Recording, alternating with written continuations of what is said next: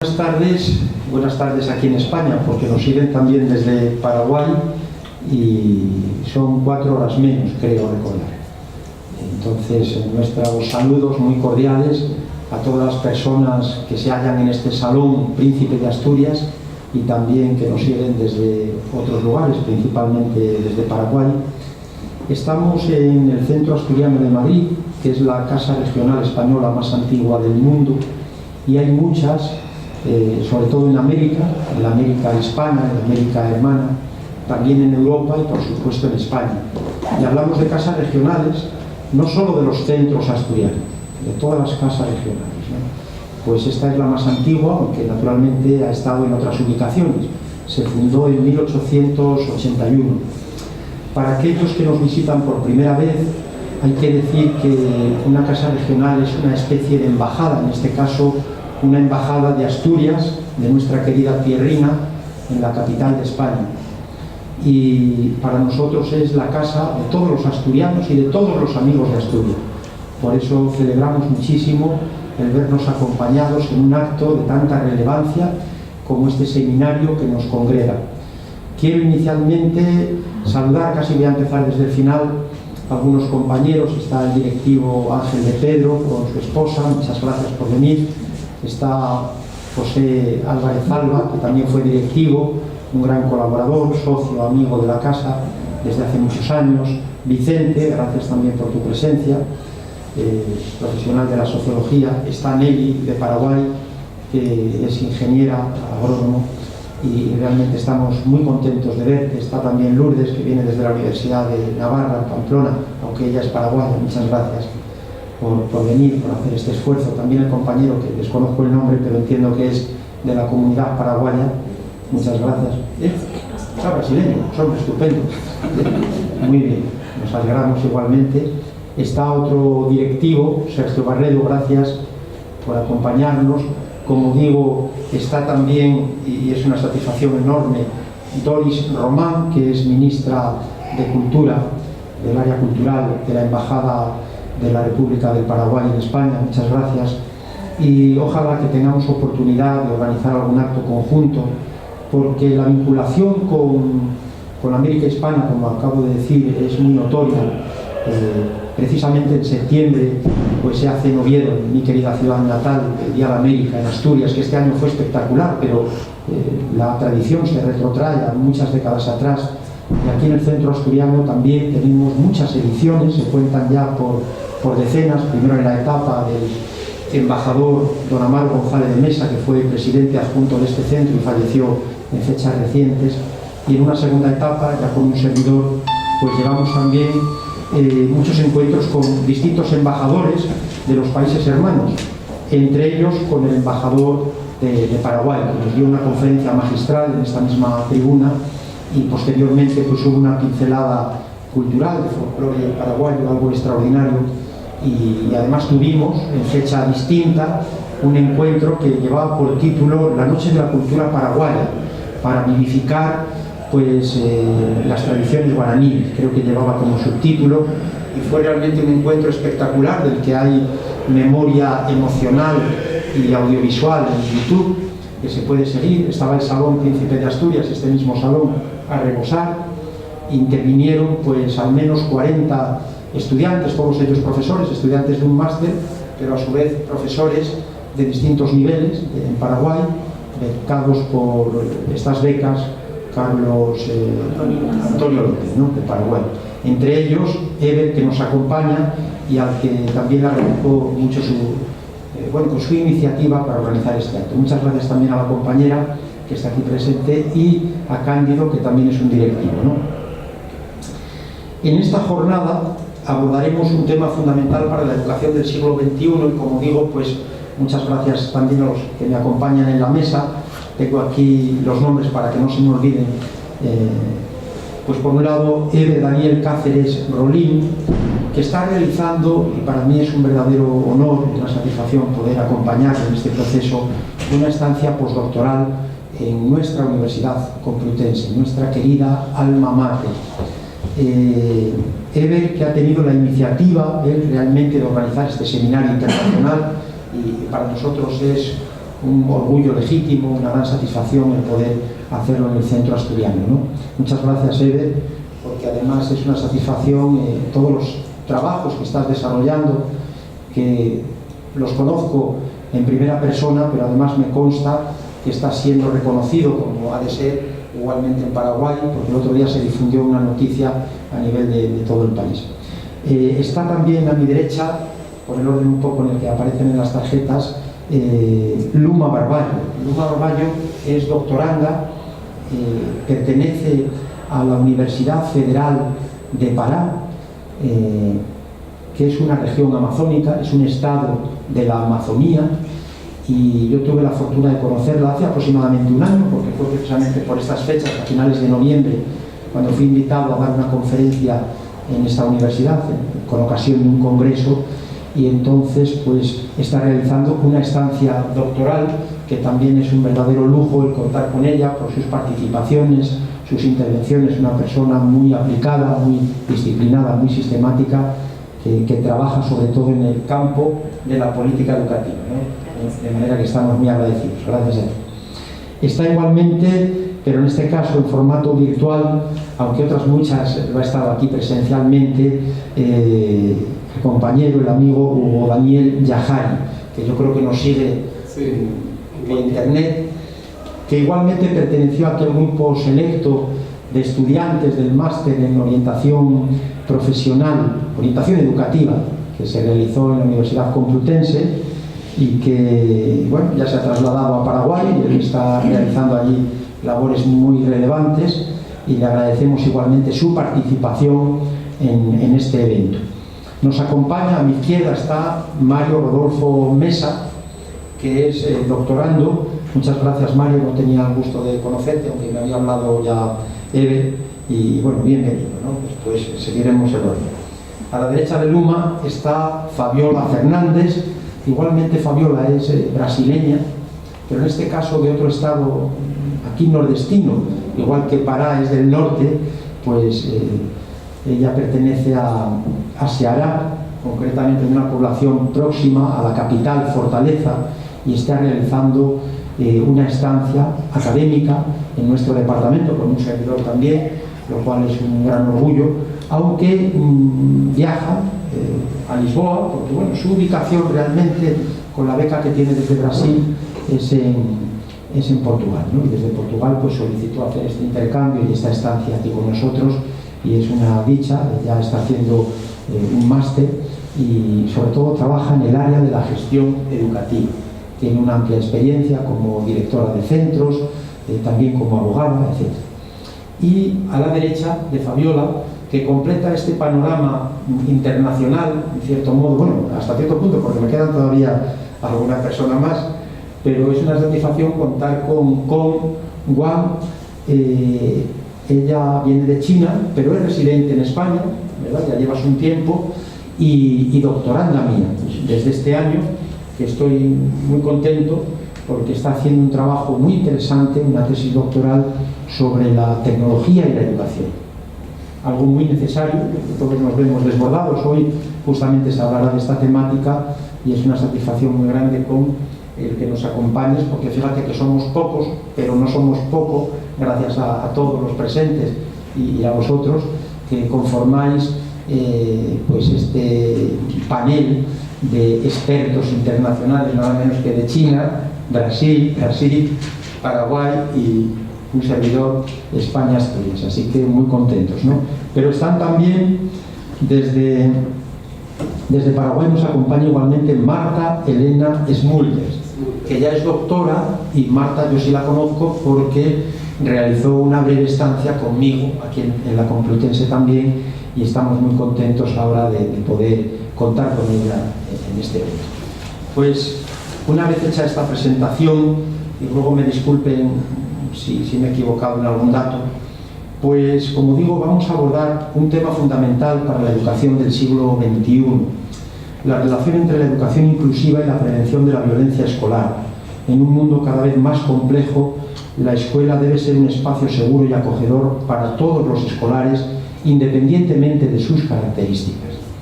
Sin embargo, la violencia escolar un tema al que dedicamos modestamente pues unos cuantos trabajos, sigue siendo una problemática relevante que afecta no solo al proceso educativo, que muchas veces se ve entorpecido o desviado, sino al bienestar del alumnado. Y por supuesto también afecta a la sociedad en su conjunto, que sufre y se ve de alguna manera pues disminuida en su condición de espacio para la convivencia. La violencia escolar no es un fenómeno aislado, está profundamente vinculada con la violencia en la misma sociedad, con la exclusión social, con la discriminación y también con aspectos como la falta de apoyo socioemocional.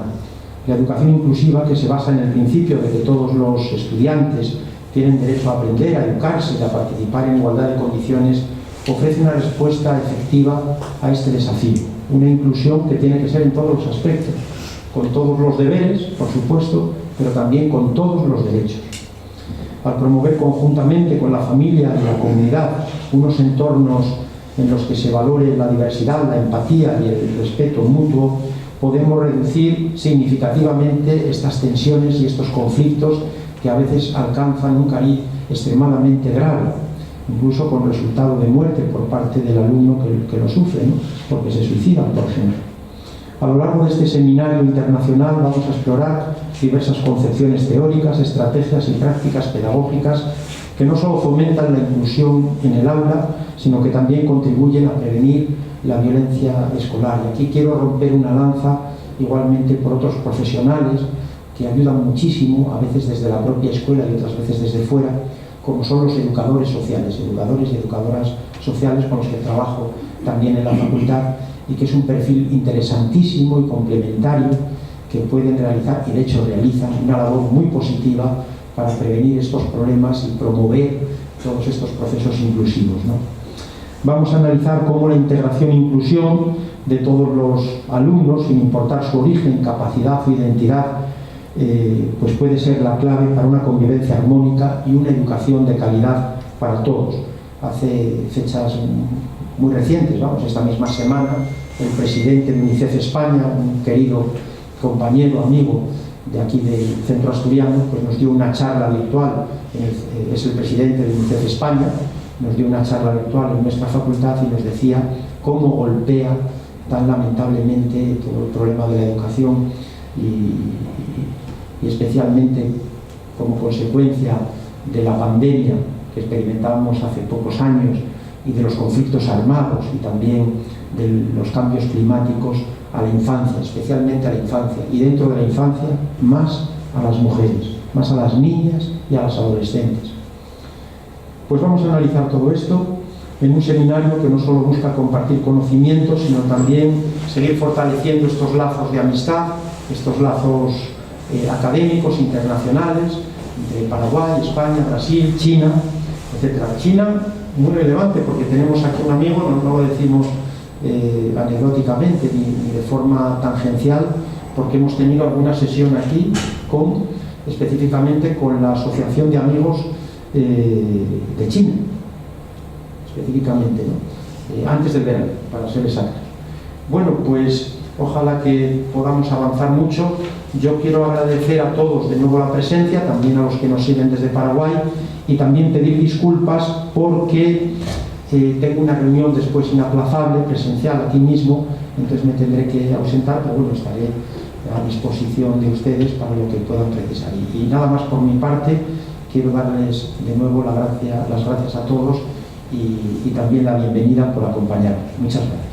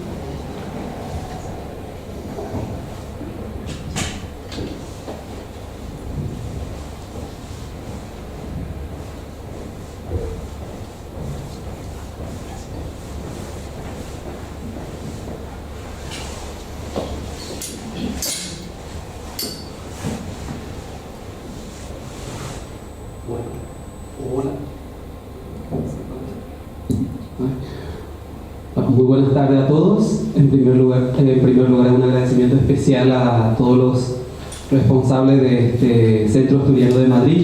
En primer lugar al doctor Valentín Martínez Otero, quien es presidente del centro, también mi tutor y docente de la Universidad Complutense de Madrid, con quien llevamos una amistad ya de unos años y no nos desconectamos en ese sentido, siempre estamos trabajando en forma virtual. Agradecer también quien no se encuentra en este momento, pero al presidente adjunto, don Andrés Menéndez, saludo cordial, a todos los miembros del Centro Asturiano, a los socios quienes siempre nos abren las puertas de esta casa tan noblemente. Agradecimiento especial también a la encargada de Asuntos Culturales y Educativos de la Embajada Paraguaya aquí en el Reino de España, señora Doris Román, que nos honra con su presencia, así que muy agradecido por el acompañamiento. También agradecer a los compañeros quienes se encuentran en forma virtual, a Marta Smulder y Daniel Yehari, quienes fueron mis compañeros. Marta es mi compañera en la universidad donde trabajamos, la Universidad Nacional de Itapúa. También aquí agradecer a cada uno de los compañeros, a Mario Mesa, quien fue mi compañero en el primer título que obtuvo en la Universidad Autónoma de Encarnación, la UNAD. Agradecer también aquí a mi compañero quien se prestó para este evento, porque tuvo que organizarse para llegar. Y por qué no mencionar aquí a las compañeras Aluma, a Fabiola, a Juan Miguel, que ya nos conocemos y estamos compartiendo esta experiencia internacional, como bien lo mencionó Valentín. Muchas gracias también a las demás compañeras paraguayas quienes asisten. Agradecimiento especial, veo que están, así que doy inicio a esta presentación, a esta breve presentación, porque esto se refiere a una investigación que estoy llevando a cabo en el marco del postdoctoral. Tiene dos puntos, dos ejes importantes. En primer lugar, analizar la formación del profesorado en el Paraguay para la prevención, enfocado por sobre todo a la prevención del acoso escolar y del ciberacoso. Y en un segundo punto, indagar la percepción de estudiantes de tercer ciclo de varias instituciones educativas del Paraguay y de la educación media, que se pudo organizar vía Google Forms. Respondieron más de 600 estudiantes en línea. ¿Por qué esta investigación? Esta investigación surge por la literatura que se nos presenta, como bien mencionó recién Valentín, del encuentro que se tuvo. Por ejemplo, la UNESCO ya menciona que 1 de cada 3 estudiantes sufre acoso escolar en el mundo. Es un nivel altísimo. La UNICEF menciona que las causas de esta violencia, los niños y adolescentes aprenden la agresión de los adultos y también de otros niños a través de imitación, y son datos muy actuales. En Paraguay podemos observar que realmente es muy alarmante la situación. Observamos esta figura donde, por ejemplo, el último dato del 10 de septiembre de 2024, más de 1.456 casos de violencia en instituciones educativas en el país. El Ministerio de Educación y Ciencia, a través de la Dirección de Protección de la Niñez del MEC, menciona entre esos casos, por ejemplo, abuso sexual 280, que es realmente alarmante y es preocupante. Entonces debemos actuar en ese sentido. El acoso sexual, el bullying, por ejemplo, que es el tema de investigación como tal, que es acoso escolar, 117 casos. Y un dato que me llama mucho la atención, y que en América Latina sí tenemos mucha natalidad, embarazo en estudiantes, que está totalmente tipificado en la ley, pero 57 casos, y estos son los denunciados. El ciberacoso tenemos 24, el deber de cuidado de los niños, por ejemplo, y adolescentes, 104 que se dejan, generalmente con las madres quedan, o con los abuelos. Intento de suicidio, que tiene aquí, por ejemplo, el problema de salud mental influye muchísimo, más de 42. Cutting, donde los estudiantes se cortan, y así sucesivamente. Voy a ir pasando un poco por el tiempo. Para contrastar un poco esta teoría, busquemos datos. Encontré en la página del Ministerio Público, que es la Fiscalía del Paraguay. Es muy actual esta figura, y esta es la cita correspondiente. Menciona, por ejemplo, en un rango de 2015 a 2024, 27.494 casos de abuso sexual. De ahí la importancia de esta investigación, de tomar acciones concretas. Y yo creo que como docente investigador, podemos hacer mucho más. Se nota también un rango, una variabilidad significativa cuando los niños empezó la pandemia, quedaron en las casas, disminuyó un poco, pero cuando empezaron a asistir a las instituciones aumentó a un rango de 3.794 casos de abuso sexual. Con relación a la metodología de esta investigación, hacia grandes rasgos, esta es una investigación cuantitativa-cualitativa de diseño preexperimental bibliográfico documental, una población de 1.632 estudiantes de la educación media y tercer ciclo del distrito de Camboretá y Encarnación por sobre todo, con un nivel de confianza del 99% y margen de error 4%. Un instrumento que se validó gracias a expertos de aquí, de la Universidad Complutense de Madrid, de México, algunos compañeros quienes validaron también, y también otros expertos de Paraguay. Se aplicó una encuesta, un cuestionario, y los resultados fueron los siguientes, algunos de los resultados más relevantes. Se puede observar, por ejemplo, que la mayoría de los niños viven con sus padres, un 64%, por ejemplo, de los varones lo mencionan así, también las niñas, un 62%. Sin embargo, podemos observar que solamente con la madre viven la mayoría de los varones, viven un 27%, aumenta, por ejemplo, el caso de las niñas. Y un dato súper relevante aquí con los abuelos, que viven un 8%. Una particularidad que tenemos en América Latina y en especial en Paraguay, muchos de los niños viven con los abuelos, que contrastando un poco aquí, que vamos a ver enseguida también algunos casos, es un poco diferente la realidad. Una de las dimensiones, por ejemplo, personas se ríen de vos cuando te equivocas.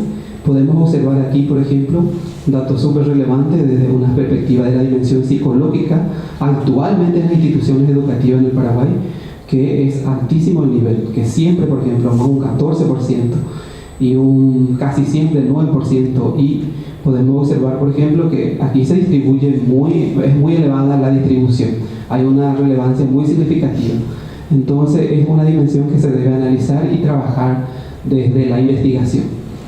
Y una dimensión más, por ejemplo, hacen sticker o imagen a través de esta es la dimensión ciberacoso, y altísimo nivel también podemos observar que hay un 23%, a veces un 14%, casi nunca, pero siempre un 8%, más de 8% aquí podemos observar. O sea que el 50%, redondeando esto, podemos observar que sí siempre hacen los estudiantes. Entonces hay un daño moral, social y por sobre todo ciberacoso a través de utilización de las redes sociales. En España podemos observar en esta imagen la Fundación Colacao y la Unidad de Psicología Preventiva de la Universidad Complutense de Madrid ha elaborado un estudio sobre acoso escolar y ciberacoso. Aquí, por ejemplo, menciona que participaron más de 20.662 estudiantes en 316 centros educativos de 17 comunidades autónomas. Y nos menciona, por ejemplo, que casi 2 alumnos por aula declaran sufrir acoso escolar. 5 alumnos por aula declaran ser testigos de acoso escolar. Y un alumno de cada 2 aulas declaran ser acosadores. Lo llamativo de esto, por ejemplo, el 77,6% cuando se enteran dicen a sus madres en primer lugar. El 72% lo dicen a sus amigos, o sea que no dicen en la casa. De ahí la importancia de trabajar también con los profesores. Es importante entender, por ejemplo, que la UNICEF habla de 3 factores importantísimos. Está siempre la víctima, el observador y el agresor. El agresor siempre tiene una característica principal, que es la de causar daño. Causar daño ya sea a través de palabras, hirientes, y lo hacen de manera repetida y repercute de manera significativa en los jóvenes. En cuanto a la estrategia de prevención, quiero pasar esta parte teórica y analizar un poquito este método. En el marco de esta investigación analizando en la biblioteca de la Complutense, en uno de los documentos encontré el método Kiva, que es un método muy interesante que se utiliza en Finlandia, y contacté inclusive con la gente de ahí. Me respondieron ellos, solo que no tienen un traductor ahora, pero sí están a disposición para responder a algunos cuestionarios. ¿Cuál es la diferencia con los métodos que utilizamos en Paraguay, por ejemplo, de este método que trabaja muchísimo con los estudiantes y por sobre todo, a ver si retrocedo un poquito, con los observadores? Porque al trabajar con los observadores se puede determinar, por ejemplo, la importancia de acompañar, no a acompañar a la víctima por sobre todo, y determinar un caso tempranamente. Entonces me parece este método súper interesante, que sí se puede aplicar porque también tiene un costo, o sea que ellos tienen un paquete que venden si es que van a asesorar. pero sí hay cuestiones gratuitamente que se pueden implementar en el país.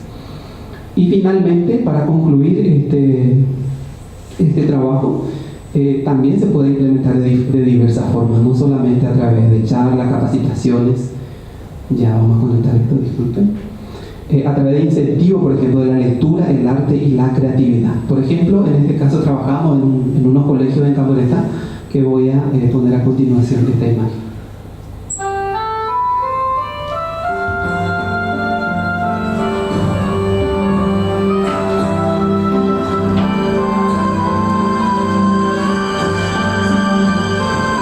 De un colegio de Paraguay.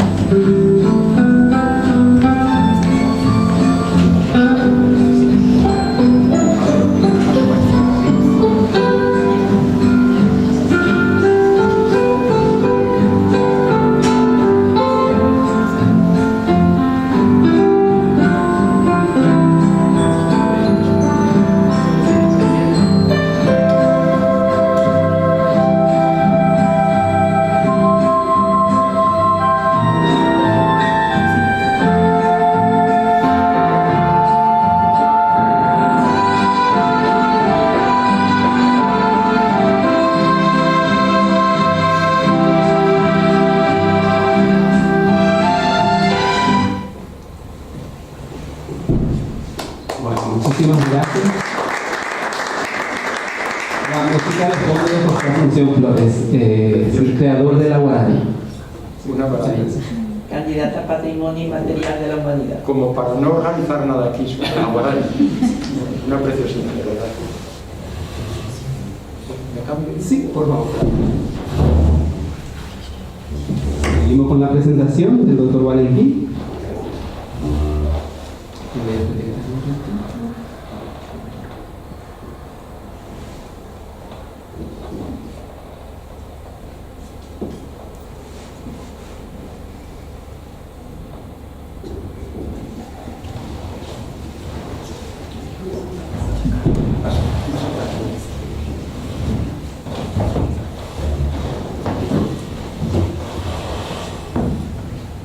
Bueno, muchas gracias y enhorabuena.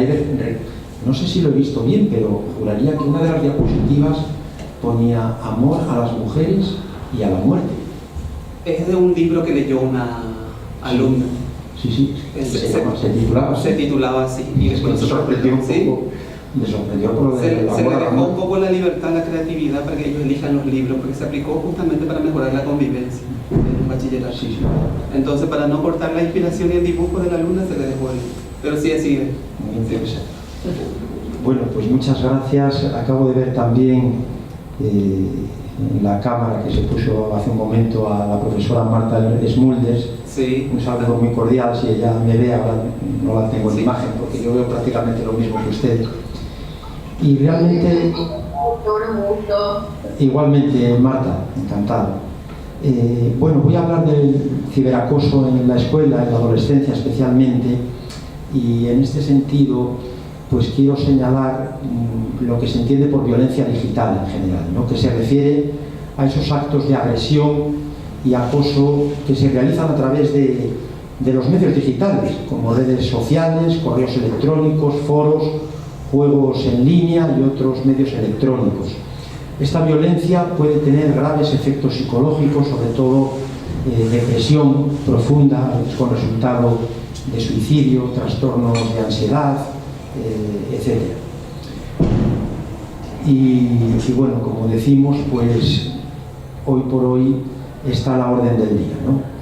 El ciberacoso, concretamente, también conocido en inglés por ciberbullying, pues es el hostigamiento o acoso hacia una persona mediante mensajes, comentarios o publicaciones en línea. Pero igualmente hay otras formas de violencia digital. Estamos pensando en el grooming, conducta por la que un adulto contacta con un menor de edad con el objetivo de ganarse su confianza para posteriormente abusar sexualmente de él. Claro, uno de alguna manera altera su identidad y se sirve de estas tecnologías para sus fines perversos.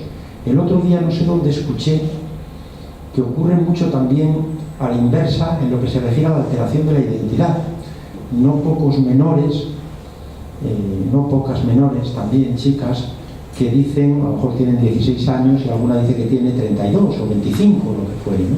Cambian su identidad. No recuerdo ahora mismo dónde fue, pero me sorprendió el dato, porque generalmente siempre había puesto el foco más en esta alteración por parte del adulto, lo cual es muy peligroso, claro, muy arriesgado. La sextorsión, este chantaje o extorsión a través de imágenes o vídeos de contenido sexual que la víctima comparte, a veces o ha compartido con un exnovio, con un amigo, con una amiga, y luego se rompe la relación y lo utilizan para chantajearla, para hacerla daño en gran medida, ¿no? Esto es terrible, puede ser devastador. También hay que preparar a los menores para que no difundan imágenes privadas, íntimas, etcétera, porque puede ser gravísimo. Una vez que sale de tu móvil, de tu celular, pues ya se ha perdido la pista, ¿no? Muy bien. La difusión de información privada, nos acabamos de referir a esta información en formato de imágenes, de vídeos, pero puede ser cualquier otro dato personal o privado, etcétera. Bueno, ahí tenemos distintas modalidades, el phishing, el vishing, el smishing, etcétera, incluso por parte de organizaciones criminales, ¿no? Fraudulentas y demás. El ciberacoso es una forma de hostigamiento que a través de los medios electrónicos, como decimos, realiza un grupo o un sujeto contra una víctima con escasas posibilidades de defenderse. Y además es un acoso que no concluye, que no termina en el aula, sino que te persigue hasta los confines de tu habitación y en cualquier horario, porque ahí se puede colgar algo ofensivo, dañino, etcétera, ¿no?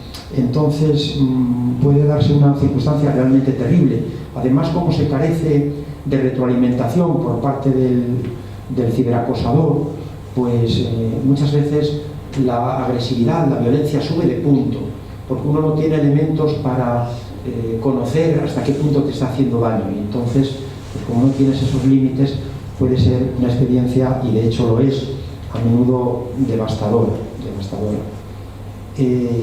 El ciberbullying es un acoso, por tanto, que no da tregua, no se elude con facilidad, y sus efectos, como decimos, pueden ser peores que los del acoso tradicional, al que a menudo acompaña, por cierto. Algo que hemos encontrado y veremos después también en una pequeña investigación que hemos realizado es que se suelen dar conjuntamente.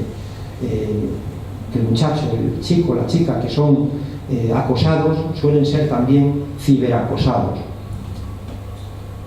Prevención del ciberacoso. Yo quiero poner el acento aquí por parte de toda la comunidad educativa, por supuesto de las instituciones escolares, de los familiares. Tienen que implicarse a través de los protocolos, unos protocolos que no garantizan, es verdad, pero ayudan muchísimo cuando se dispone de estos protocolos y se activan una vez que se conoce ya algún caso de acoso o de ciberacoso, que se activan. Es muy importante también garantizar la confidencialidad. No hay que olvidar que estas situaciones terribles a menudo circulan por la vía del silencio, es decir, se impone la ley del silencio. Tanto las víctimas como los observadores, los testigos, suelen tener pánico, y entonces hay que asegurar vías para que esto se comunique sin que corra peligro, por supuesto. Es fundamental. Y las madres, los padres tienen que implicarse, tienen que implicarse porque a veces pueden detectar cambios súbitos en la conducta de los adolescentes. Chicas que iban muy bien en sus estudios, en su rendimiento escolar, súbitamente empieza a bajar el rendimiento, o no quieren ir a la escuela porque dicen que tienen problemas, y realmente puede ser verdad, gastrointestinales, dolores de cabeza. Claro, muchas veces lo que hay es una fobia a ir a clase, ¿no? Una fobia a encontrarse con los con los acosadores. Y entonces, bueno, pues estos pueden ser indicadores realmente de que algo está sucediendo. Se necesita también formación por parte del profesorado, una formación que pueden recibir de profesionales como los educadores, educadoras sociales, de orientadores, también de la implicación de cuerpos policiales, ¿no?, que cada vez tienen más concienciación y hay servicios más preparados en este sentido, etcétera. Sin que queramos decir con esto de ninguna manera que tiene que dejarse exclusivamente en una vía, vamos a decir, legalista o policial, ni mucho menos, ¿no? Creemos sobre todo en las soluciones más de naturaleza pedagógica, pero es necesario que todos los agentes se impliquen, principalmente los directivos, el profesorado y las familias.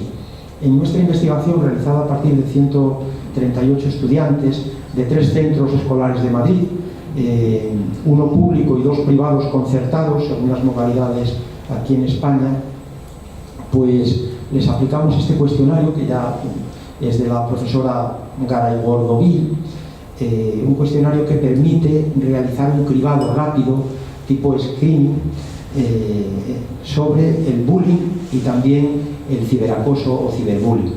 Y bueno, en resumen, lo que encontramos es que se confirma efectivamente esa doble situación. Es muy frecuente el acoso y el ciberacoso, el bullying y el ciberbullying, que se ven conjuntamente. No tienen por qué, pero no es nada extraño que así sea, con lo cual muchas veces la gravedad sube de punto y es fundamental también la activación de esas medidas preventivas que decimos y, por supuesto, es mucho mejor prevenir que lamentar y también activar esos protocolos una vez que se tiene noticia de que una de estas situaciones se ha presentado.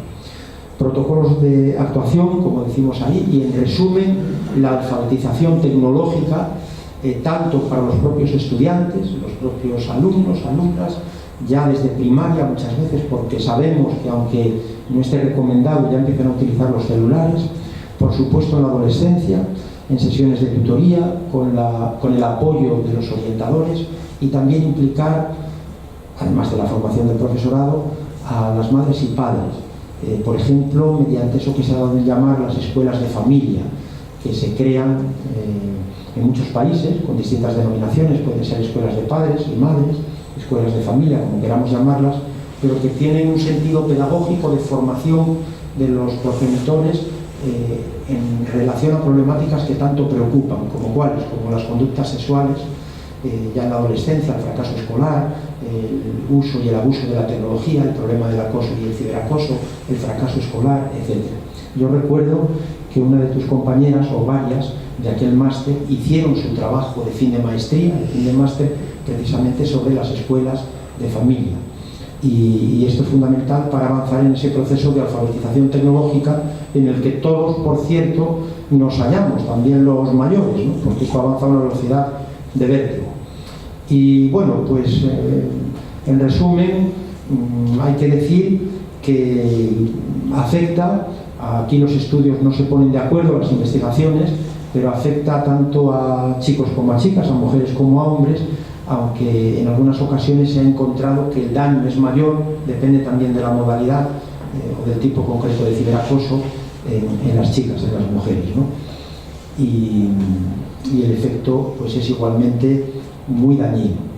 En definitiva, la acción pedagógica frente al bullying y al ciberbullying ha de involucrar a toda la comunidad educativa y esto también pasa por esa formación docente necesaria en estas competencias socioemocionales y tecnológicas que hemos dado en llamar alfabetización tecnológica.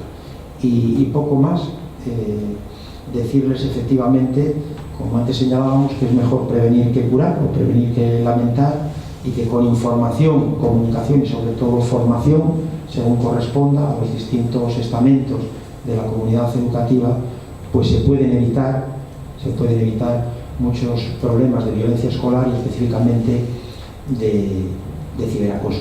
Muchas gracias.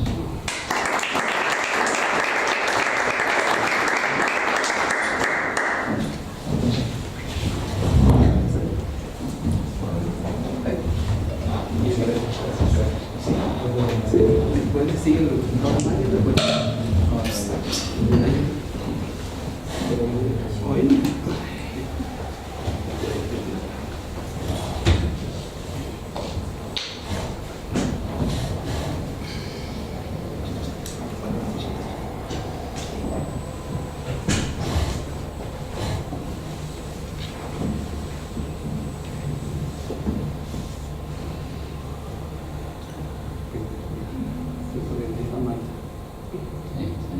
No,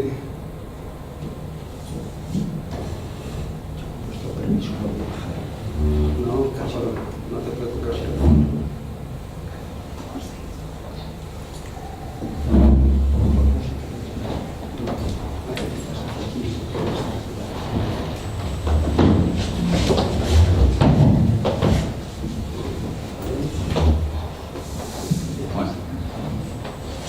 Buenas tardes a todos. Primeramente quiero agradecer acá al compañero investigador Eber por la invitación para participar de este seminario internacional, a su director en este caso de la investigación que está realizando, a las personas aquí directivos del Centro Asturiano por brindar y abrir las puertas también de este hermoso lugar, a la señora Doris Román, la representante de la embajada nuestra aquí en el Reino de España, y a los demás presentes. Además también aquí a mis compañeros investigadores de la mesa. Me llamo Mario Rodolfo Mesa Rodríguez, doctorando de la Universidad de Granada. También soy de Paraguay. En este momento realizando una investigación, y esto forma parte de la investigación con la cual estoy trabajando, que es la educación inclusiva, en este caso en el país de Paraguay, desde una perspectiva legal, en donde vamos a analizar los avances, desafíos y algunas propuestas, lo que es para una educación inclusiva, equitativa y de calidad de nuestro país, abordando la parte legal y como también las políticas públicas que han moldeado el sistema educativo inclusivo de nuestro país.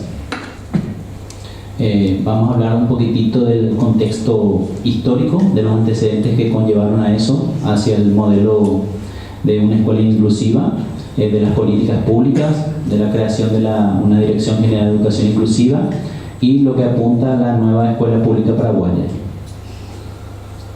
Con respecto al contexto histórico y los antecedentes, data del año 1989 al año 2000, donde con la caída de la dictadura, que fue por más de 35 años, eso inicia el proceso democrático que impulsa la reforma educativa.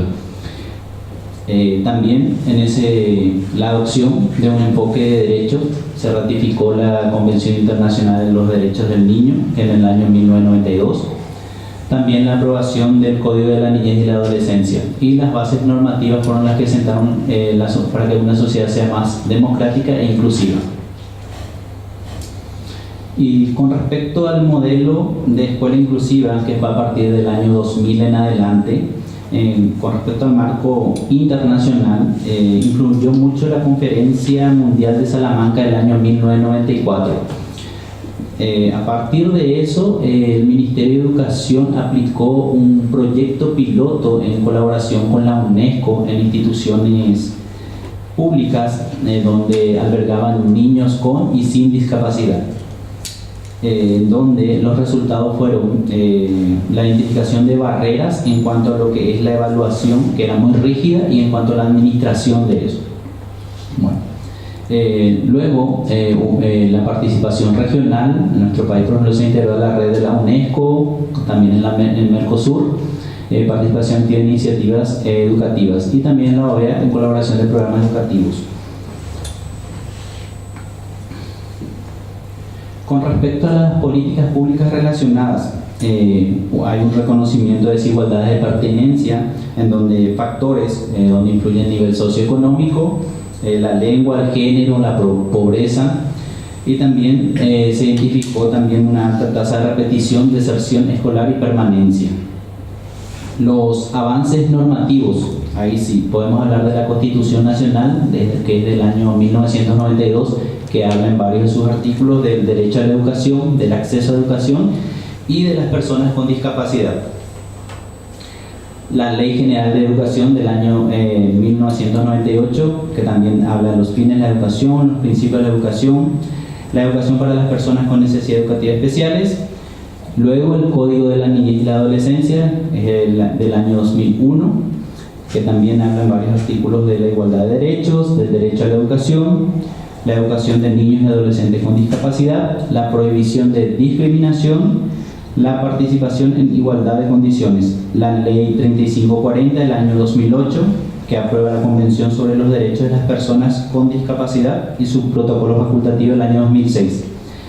la ley 5136 de educación inclusiva, que fue en el año 2013, que es de aplicación obligatoria en todas las instituciones públicas, privadas y privadas subvencionadas en nuestro país. También el decreto 2837, que reglamenta la ley 5136, que define acciones para implementar un modelo educativo inclusivo en todos los niveles educativos. Luego hay varias resoluciones complementarias, que es del Ministerio de Educación y Ciencias. Con respecto, por ejemplo, hay una resolución que es del año 2015 que reglamenta el régimen de faltas y sanciones por incumplimiento de la ley 5136. También hay otra resolución que establece responsabilidades para dictaminar ajustes razonables. Eso se refiere, por ejemplo, cuando se cuenta con un alumno con discapacidad, tiene que tener una educación diferenciada, una evaluación diferenciada y con ayuda de otros profesionales sacar un dictamen de ajuste razonable. También hay un sistema de atención educativa compensatoria, que los docentes van a las cárceles, también a los hospitales, a dar clases a alumnos que están ahí, por ejemplo, por A o B motivos internados por muchos días. También cuentan con eso. También hay programas específicos, la educación bilingüe. En nuestro país, por ejemplo, por ley, por ejemplo, contamos con 2 idiomas oficiales, uno que es el español y el otro que es el guaraní, que normalmente la mayoría, de acuerdo a la zona urbana, por ejemplo, habla más el español y en la zona rural más el guaraní, pero decimos, por ejemplo, el término de yopará, que es una mezcla de guaraní y español, lo que más se habla en nuestro país, que quizás así hablando, verá, ustedes cuando están escuchando así a personas de Paraguay hablando en el famoso yopará, van a entender algunas palabras y otras, por ejemplo, no, ¿verdad? Porque están en un idioma indígena. También la universalización del preescolar, que es la atención a niños de 5 años en todas las instituciones educativas del país. Y también los incentivos de becas para estudiantes en sectores vulnerables. En cuanto a los desafíos, Paraguay registraba el menor número de estudiantes con discapacidad matriculados en comparación a otros países anteriormente. Hoy en día eso fue creciendo con todo lo que se fue avanzando. Luego, en el año 2008, se creó la Dirección General de Educación Inclusiva, cuyo objetivo es garantizar una educación equitativa y de calidad para todos. Y la misión es reducir las barreras estructurales para el acceso, permanencia de los estudiantes con discapacidad. Y también como concepto que la inclusión no basta con acceso escolar, también garantizar la inclusión en los procesos de enseñanza, o sea, que sea diferenciado. Luego, la educación inclusiva en la nueva escuela pública paraguaya. La propuesta del gobierno en este caso es la integración del enfoque inclusivo en políticas nacionales. Los logros serían en este caso experiencias positivas de aprendizaje en conjunto, y los desafíos son recursos limitados y formación docente insuficiente, justamente lo que el doctor Valentín está manifestando en la formación del profesorado también. Bueno, y en cuanto a la reflexión final, en cuanto a los avances, existe un marco legal sólido y compromiso estatal en cuanto a lo que es la educación inclusiva. Los retos: implementación efectiva y eliminación de barreras estructurales que hoy en día sigue estando en el país en varios sectores de la comunidad. Y la conclusión es que el enfoque de derechos es clave para una sociedad justa. Bueno, y con eso es todo. Muchas gracias.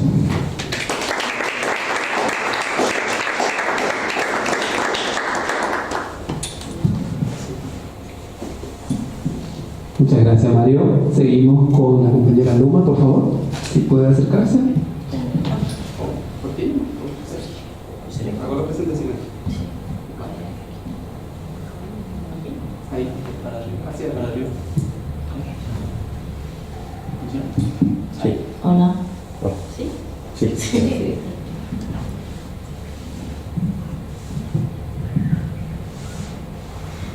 No estoy acostumbrada a hablar en el micrófono. No te preocupes, olvídate.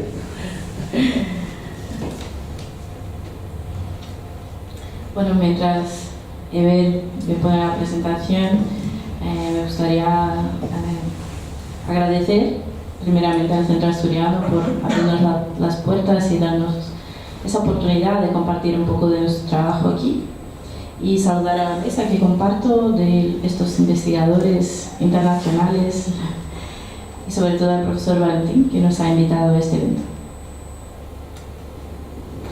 Bueno, ¿puedo empezar? ¿Perdón? ¿El qué? Se escucha abajo. Vaya a acercar un poquito más. No, se oye bien, se oye bien. ¿Se oye bien? Sí, se oye bien. ¿Me escucha? Sí, Sí. ¿Sí? adelante, Lu. Bueno, para empezar, me gustaría aclarar un poco sobre lo que vamos a hablar hoy. Entonces, el tema seleccionado es la educación inclusiva en Brasil. Bueno, ¿y quién nos va a hablar? Pues yo, que me llamo Luma Barbalho Pontes. Bueno, soy brasileña, estudio doctorado en Brasil, en la Universidad Federal de Pará, que está al norte de Brasil, como ya me ha presentado el profesor Valentín. Y estoy haciendo aquí una estancia doctoral en la Universidad Complutense de Madrid con el profesor Valentín, y más una vez me gustaría agradecerle por esa oportunidad que está siendo increíble para mí en todos los sentidos. Bueno, este tema no es exactamente lo que yo investigo en mi tesis doctoral, pero como para participar de este evento y estar más adecuada a la temática, he decidido hablar un poco sobre la educación inclusiva. Para hablar de eso, para hablar de Brasil, como la mayoría aquí no es de Brasil, os he puesto aquí un mapa de Brasil. Yo soy de esta región al norte, que está en verde, que está compuesta sobre todo por la Amazonía. Fabiola es de esta parte naranja, que es el nordeste. Como veis, Brasil es un país muy grande y su territorio ocupa casi la mitad del continente. Y yo he hecho estas cuentas, pero seguro que me he olvidado, pero es como el tamaño de 16 Españas.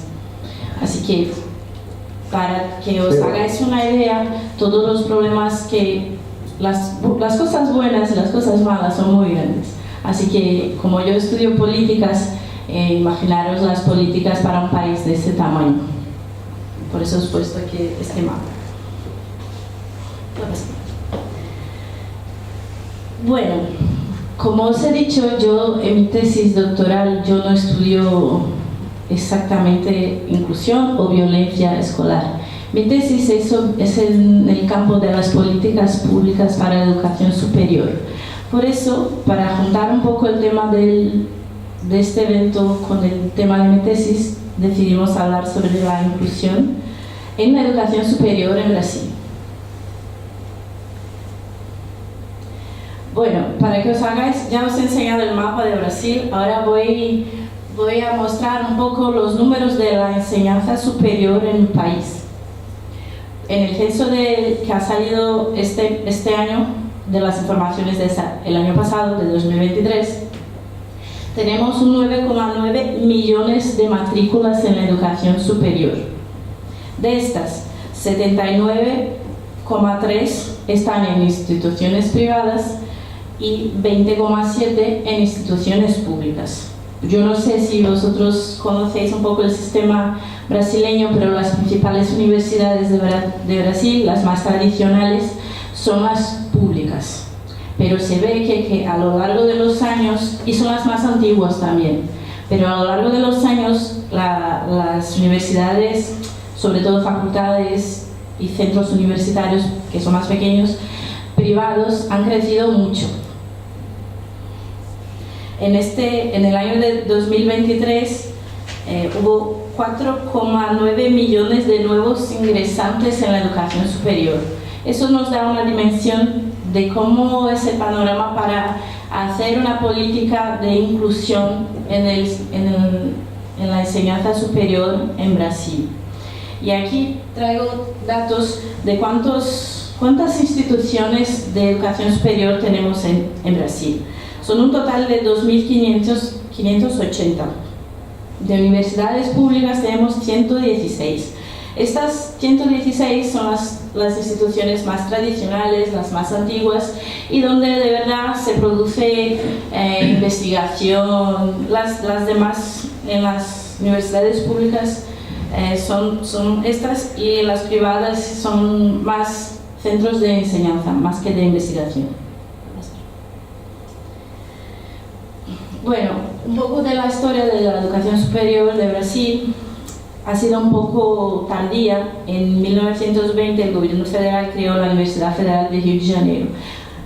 Pues yo no estoy muy cierta, pero la Complutense es del 1600. Por ahí, sí, Sí, inicialmente por ejemplo, en Alcalá. Del 1600, y bueno, la primera de Brasil 1920, luego se ve que ha tardado un poquito.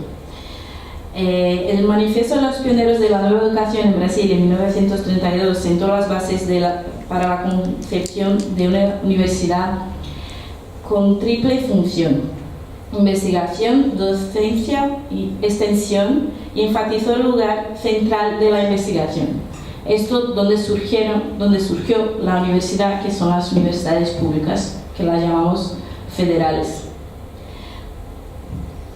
O sea, a partir de la década de 50, asistir a la universidad comenzó a significar estatus para la clase media brasileña. Bueno, se tardó mucho a crearse las universidades, y cuando se crearon eran pocas.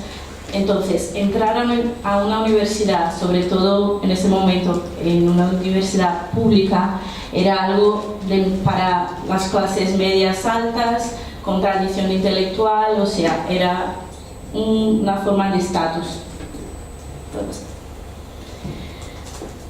Pero a la segunda mitad de los años 90 se produjo una nueva expansión de la educación superior en Brasil, con énfasis en la educación privada, como os mostré anteriormente.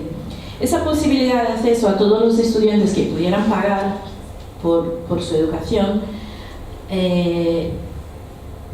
resultó en que una población más grande y variada accedió finalmente a la universidad. Ese nuevo panorama de estudiantes, destacamos aquellos con discapacidad intelectual y otras necesidades educativas especiales relacionadas con dificultades de aprendizaje, que legítimamente han ingresado a este espacio académico. O sea, con la expansión del sistema educacional superior de Brasil, acceden al sistema personas que antes no conseguían. Por tener pocas plazas, el sistema para entrar era muy difícil, digamos.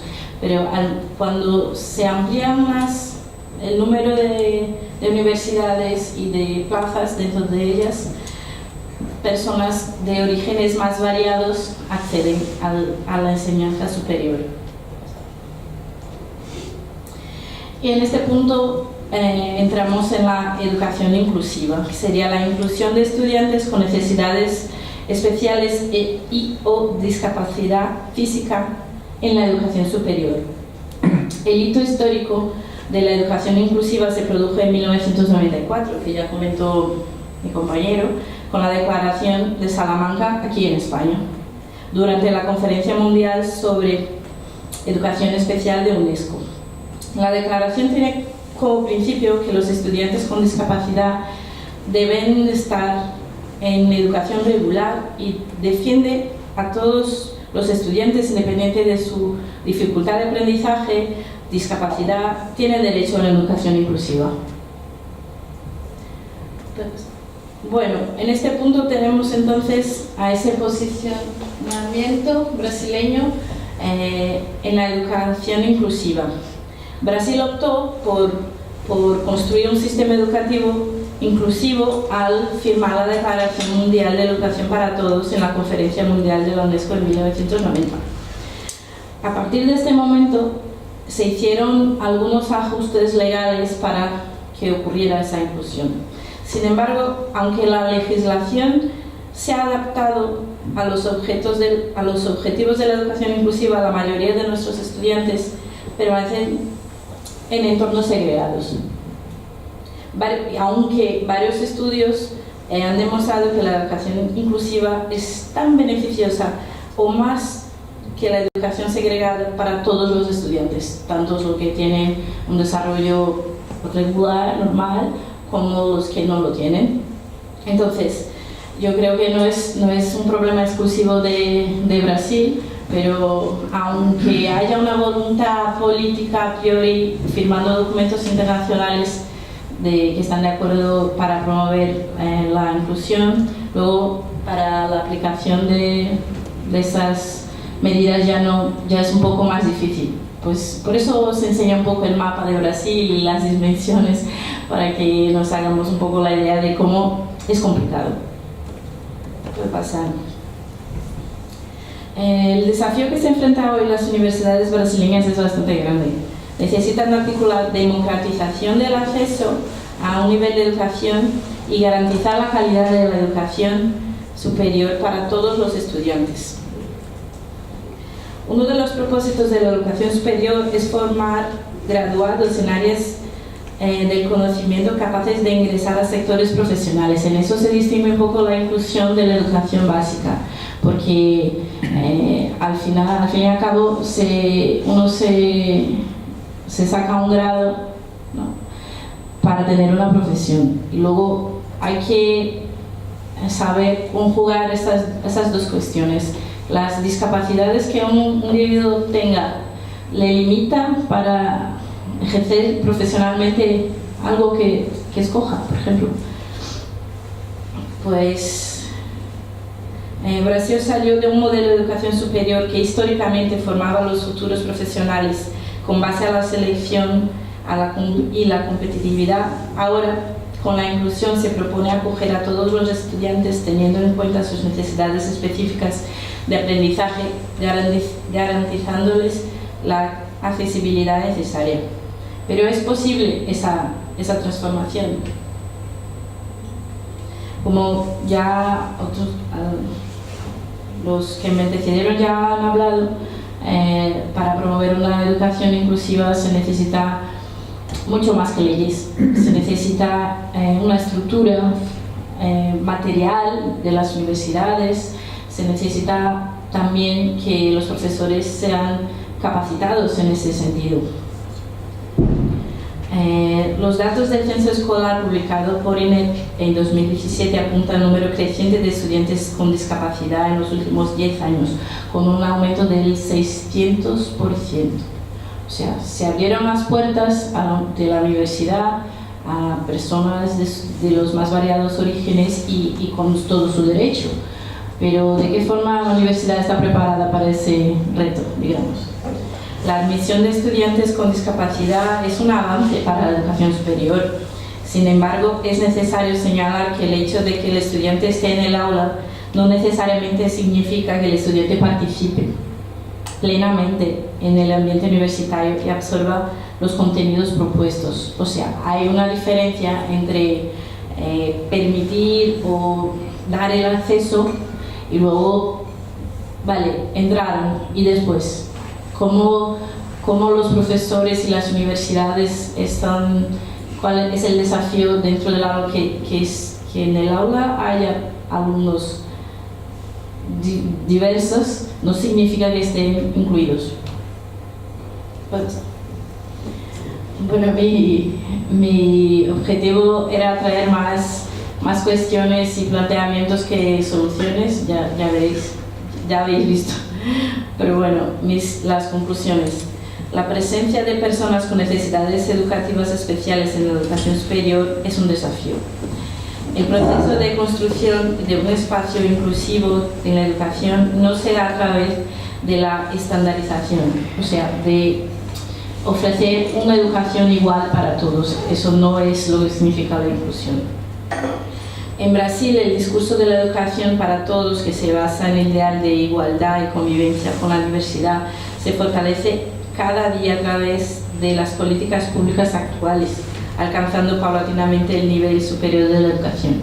O sea, el proceso de inclusión en la educación ha empezado en la educación básica y poco a poco la educación superior se va adaptando a ese movimiento también.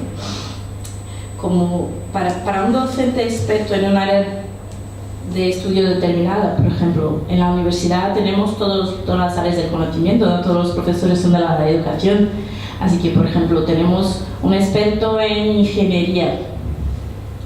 Él no tiene conocimientos sobre la educación inclusiva.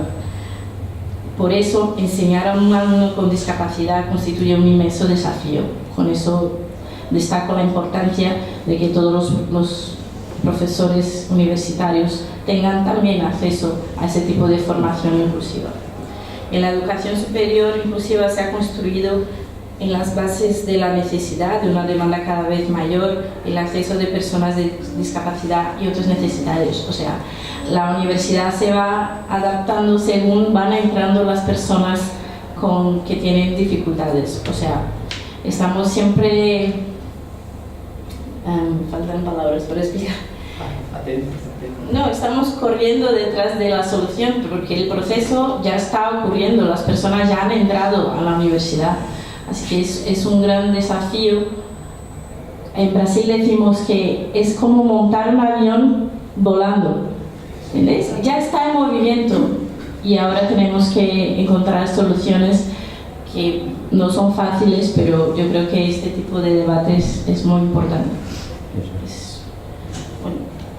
Es las referencias y bueno, muchas gracias.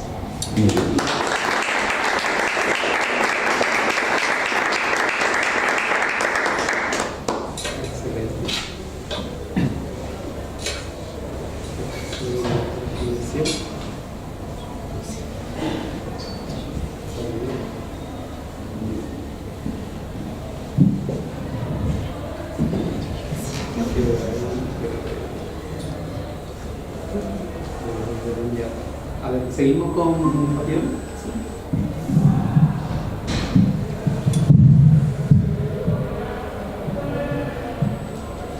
Boa tarde, sou Fabíola Fernandes, sou aluna da Universidade de Lisboa e estou fazendo mestrado em Administração Educacional. E trago aqui um estudo relacionado também à importância da inclusão, das políticas públicas inclusivas no Brasil. E esse estudo, ele traz como tema as garantias de acessibilidade arquitetônicas relacionado à estrutura física para atender alunos com deficiência física.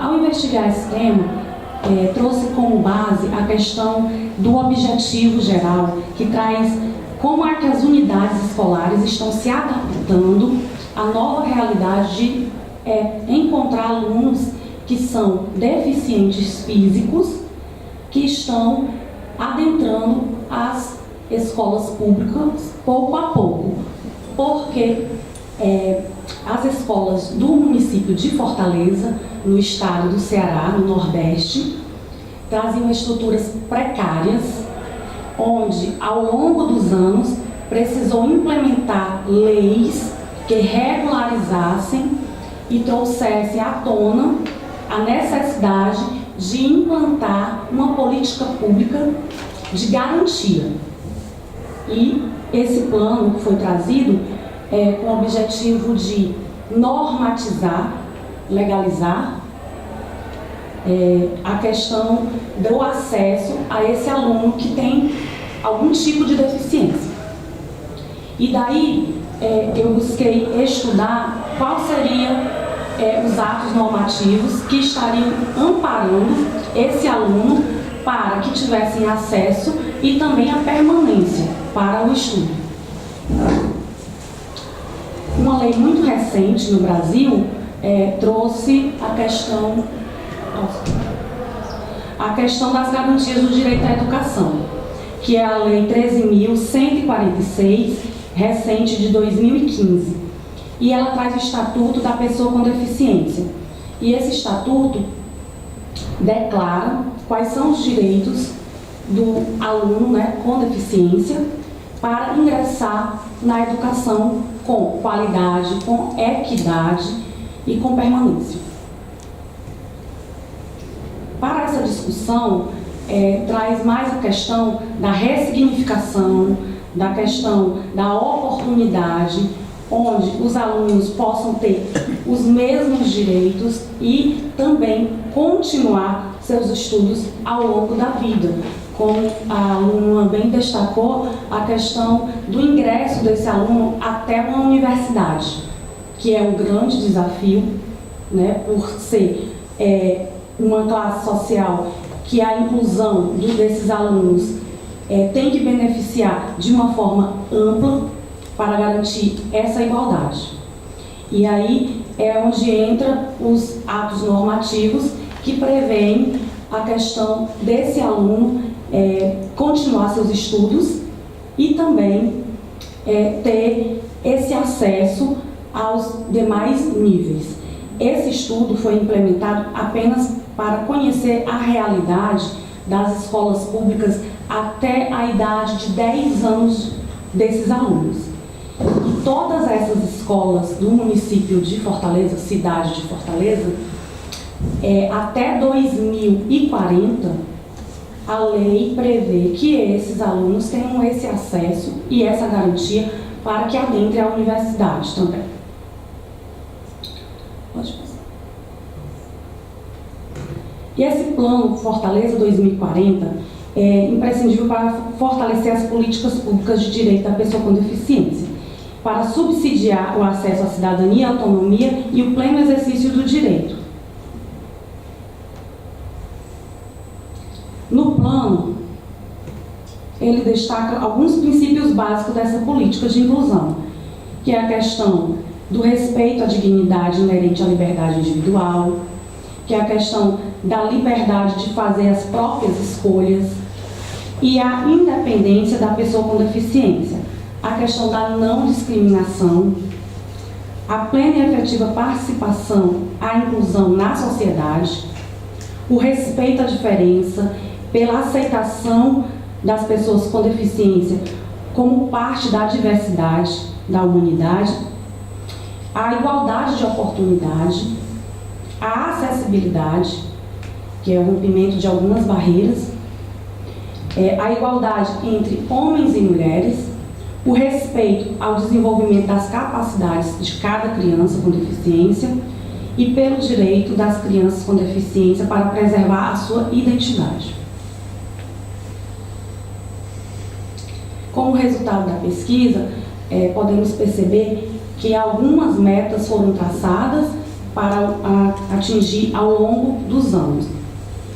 Dentre elas, destaca-se salas de recursos multifuncionais, que antes não existiam e agora a questão da lei traz a normatização para que tenha esse acesso e até 2025 tenha-se um acesso às salas de aula de 178, isso na cidade de Fortaleza, garantia de transporte escolar acessível, que até então, sem a lei, não tinha uma frota que atendesse essas crianças, então foi preciso uma lei para poder trazer essa garantia. A remoção de barreiras arquitetônicas, onde se adeque a uma técnica norma. Em conformidade com essas, todas as escolas teriam que se adequar. Então, escolas que já existem e que não têm adaptação para a acessibilidade de pessoas com deficiência, têm que se adequar fazendo uma requalificação, a reestruturação, remodulação.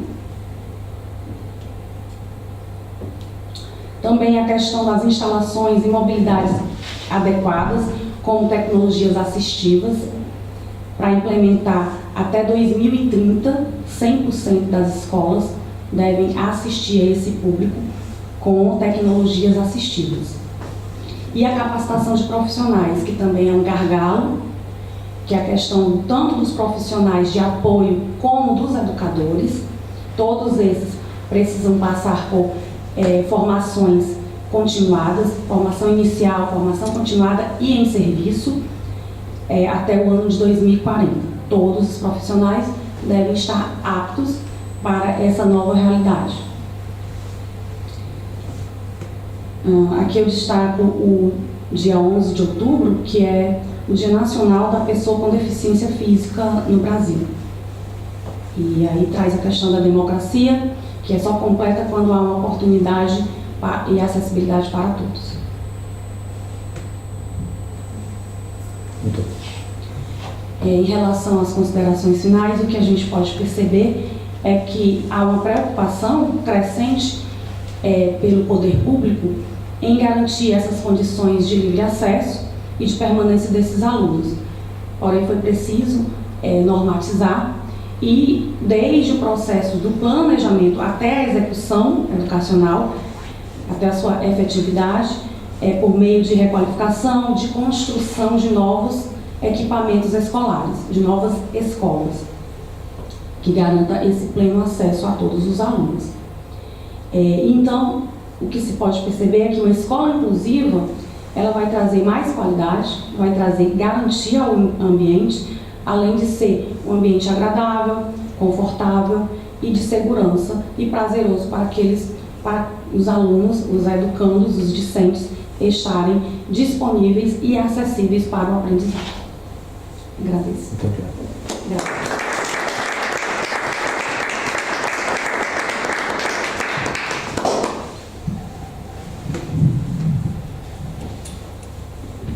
Muchísimas gracias, Fabiola. Siguiendo con la presentación, tenemos la siguiente de la compañera Wang Kong, quien nos va a presentar también sobre un tema súper interesante. A ver si ya presentamos. Mientras pido disculpas, por favor, y voy a volver a enviar el enlace a Paraguay. Un ratito voy a abrir aquí porque hay una tormenta, ahí me avisaron y se desconectaron. Se fue la luz, entonces tuvimos un pequeño problema y me pidieron para enviarlo otra vez.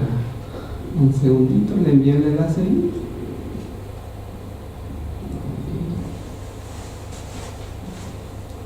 Ya seguimos.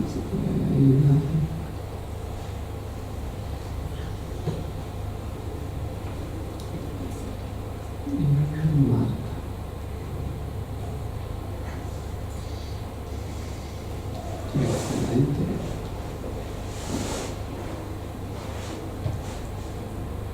Bien, aquí tenemos. Wow.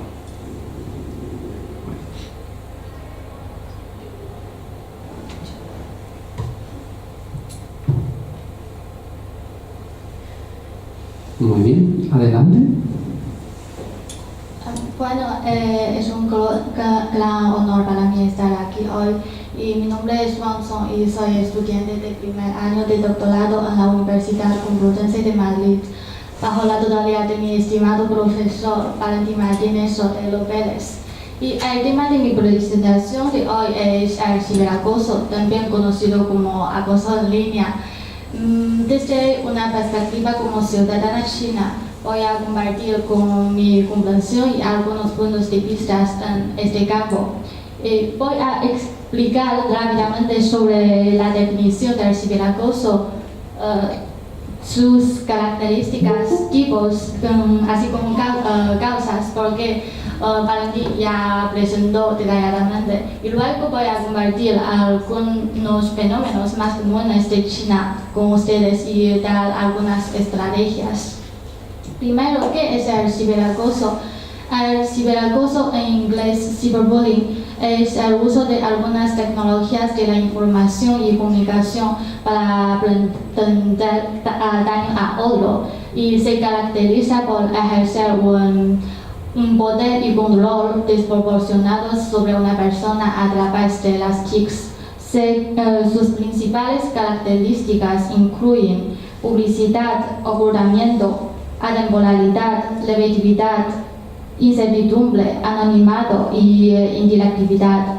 El tipo de ciberacoso tampoco es único, sino tiene una diversa forma con características y efectos distintos, como insultos electrónicos, hostigamiento en línea, denigración en línea, suplantación de identidad, ciberpersecución. La ciberpersecución consiste en el seguimiento constante de la víctima en Internet mediante mensajes repetidos o vigilancia de sus actividades, y exclusión, desvelamiento y sonsacamiento, lo que consiste en difusión de información privada o embarazosa de la víctima en Internet sin su consentimiento, para ridiculizarla o avergonzarla en público.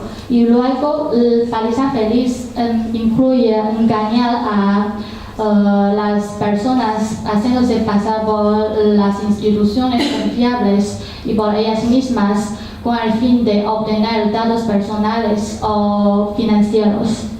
Y para prevenir el ciberacoso también es necesario saber sus causas.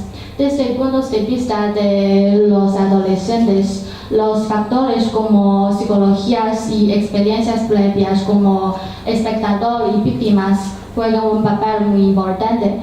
Otro factor clave es el tiempo de uso de Internet. Cuanto más tiempo se pasan los niños en Internet, más probable es que se conviertan en agresores o víctimas. Además, aquellos adolescentes con mayor habilidades en las TICs también son más propensas a ser agresores. En segundo lugar, los factores del entorno familiar, como relación entre padres y hijos y el nivel de supervisión. La falta de supervisión puede presentarse en comportamientos de acoso, pero una supervisión excesiva también puede aumentar la probabilidad de que los adolescentes participen en el ciberacoso.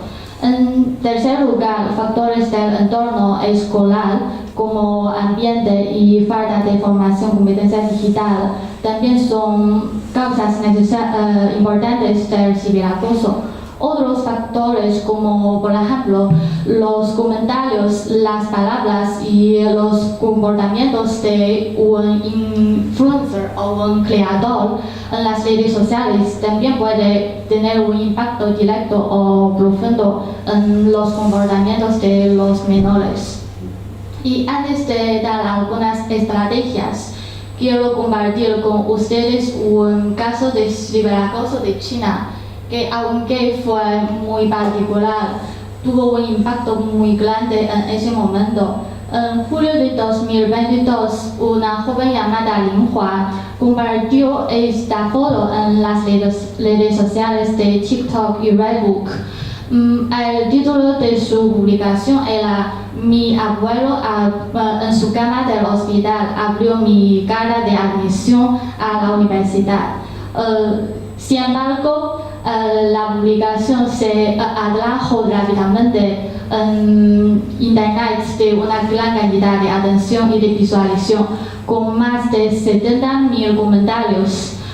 Pero la mayoría de los comentarios eran negativos, debido al estereotipo y prejuicio de las personas. Las personas comenzaron a atacar maliciosamente su color pelo rosa de esa chica, y poco a poco empezaron a crear rumores y historias abusadas, como un anciano con problemas de salud que logró a la universidad y se casó con esa chica.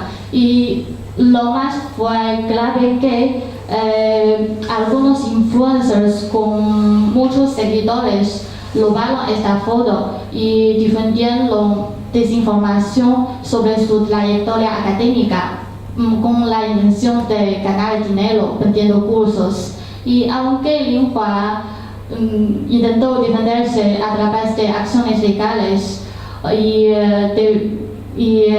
intentó contra la depresión, al final, bajo el peso de interminable ciberacoso y los ataques destructivos a su dignidad, ella decidió suicidarse.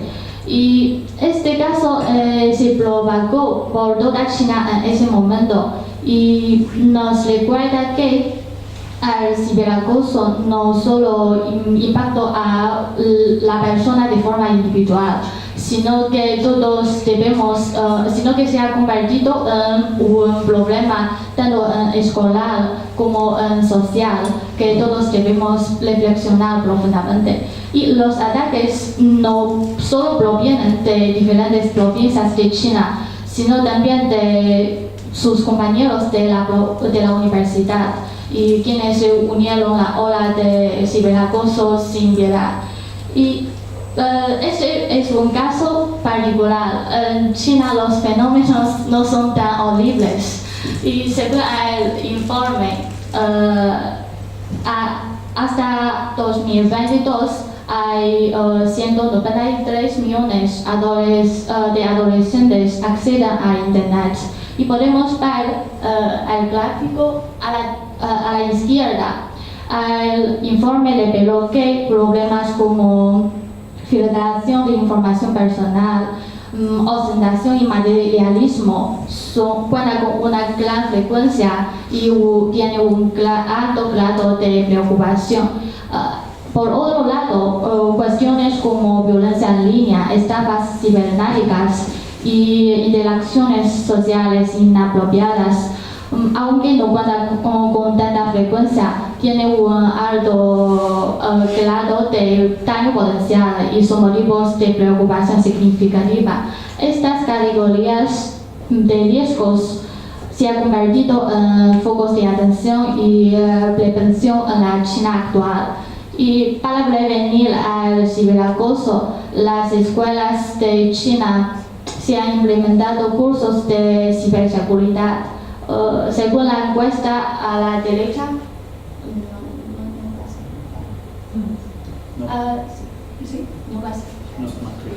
según la encuesta a la derecha podemos ver la mayoría de los estudiantes consideran que estos cursos son muy útiles y importantes para ellos. Sin embargo, un 32.4% de los estudiantes señala que estos cursos siguen modelos educativos tradicionales y de formato poco variado. Además, en algunas ciudades más pequeñas y escuelas con recursos limitados, este tipo de cursos no se ha generalizado, dejando ciertos estudiantes sin acceso a formación sistemática sobre la ciberseguridad. Y prevenir el ciberacoso requiere un esfuerzo conjunto de las escuelas, las familias, la sociedad, el Estado y la comunidad. A nivel escolar, además de ofrecer los cursos de alfabetización digital, también se debe que las escuelas romper las fronteras geográficas y ofrecer cursos públicos y gratuitos para los profesores y estudiantes. Y además también es más importante que se debe prestar más atención a la educación moral, enseñando a los estudiantes a comentar y practicar sobre los responsables, los valores fundamentales como la justicia, el respeto y la colaboración, lo que favorece un desarrollo emocional y ético. Por ejemplo, en China, los cursos morales son obligatorios, básicos y públicos desde primaria hasta universidad. Y además, a nivel familiar, los padres deben hablar con sus hijos sobre los riesgos del uso de Internet.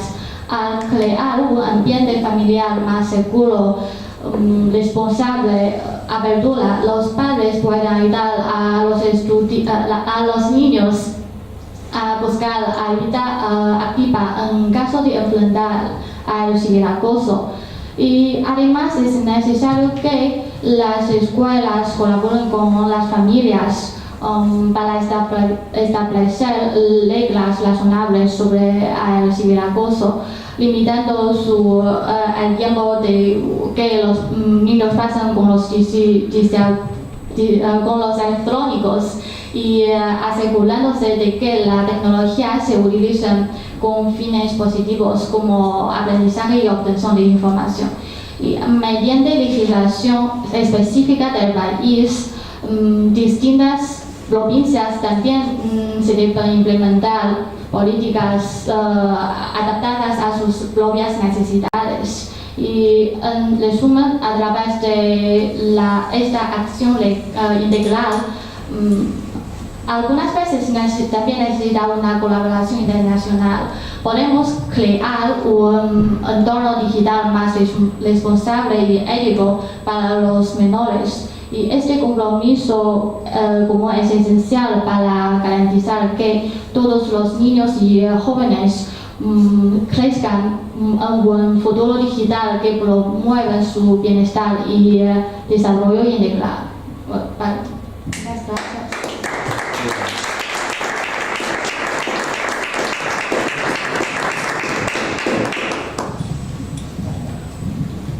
Bueno, muchísimas gracias, Juan. Realmente estuvimos atentos a tu ponencia y felicitamos tu gran predisposición porque no es fácil, realmente. Y aprendemos también cómo el caso de esta chica que presentó, o sea que no tiene frontera el bullying como el ciberbullying.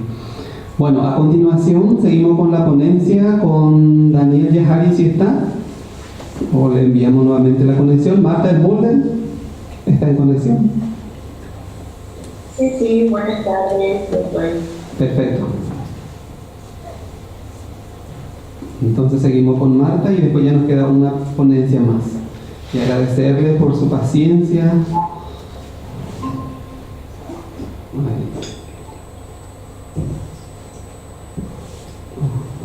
Ya presenta. Adelante, Marta, te escuchamos, estamos muy atentos. Se visualiza completo, ¿verdad? Sí, se visualiza muy bien. Bueno, buenas tardes a todos. Mi nombre es Marta Mulder, soy de Paraguay, de la Universidad Nacional de Itapúa, y les estaré presentando mi tema de investigación titulada La violencia de género en Paraguay. Si bien escuché que ya están varios paraguayos ahí, pero para los que no conocen, Paraguay está al sur de América y es un pequeño país de aproximadamente 7,5 millones de habitantes. Es importante saber esa cantidad de habitantes para los datos que les voy a ir también dando en breve, mencionando justamente lo que se relaciona con la violencia. Bueno, acá como primer dato tenemos lo que es en Paraguay en el año 2021, arrojados los datos de que el 78,5% de las mujeres ya mayores de 18 años han pasado en algún momento de sus vidas por algún tipo de violencia basada en género. Y luego tenemos también ahí por porcentaje qué tipos de violencia son los que prevalecen. En un primer lugar tenemos la violencia sexual, que es un 60,9%. Luego la violencia psicológica con un 57,8%, la violencia física un 25,7% y por último la violencia económica de un 25%. Esta investigación tuvo como objetivo general analizar la situación de la violencia de género en el Paraguay, del cual se desprenden los objetivos específicos, que es identificar los casos más resaltantes de violencia y feminicidio en los últimos años en Paraguay, reconocer las políticas públicas implementadas a fin de reducir la violencia de género en Paraguay y por último establecer estrategias que prevengan la violencia de género escolar a través de la inclusión sobre todo, para darle también un poco del enfoque de lo que es este seminario. Bueno, como violencia de género sabemos de que la violencia contra las mujeres es la violencia más generalizada de los derechos humanos y ya el feminicidio es su expresión extrema. Esto ya lo había dicho la ONU y Paraguay no está exento de eso. La violencia de género en Paraguay es un mal instalado que es necesario erradicar y es lo que se pretende con esta investigación. Buscar alternativas de solución sobre esa problemática. Sabemos que recientemente, el 25 de noviembre, fue el Día Internacional de la Eliminación de la Violencia contra la Mujer y acá tenemos unos datos registrados a través de los juzgados penales de Paraguay. Si bien es llamativo el aumento que ha tenido en los diferentes años, siendo que ya en el año 2022 tenemos 4.140 casos registrados. De repente esto también no es de que demuestra de que los casos de violencia familiar han ido en aumento, sino de que quizás también lo que demuestra es de que las mujeres ya no callan. A diario, bueno, ya se animan y ya cada vez hay más informaciones cercanos como para poder hacer esa denuncia correspondiente.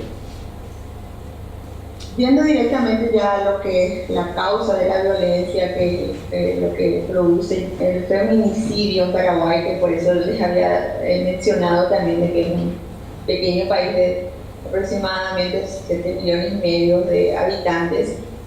En el año 2023 el Paraguay cerró con 45 feminicidios.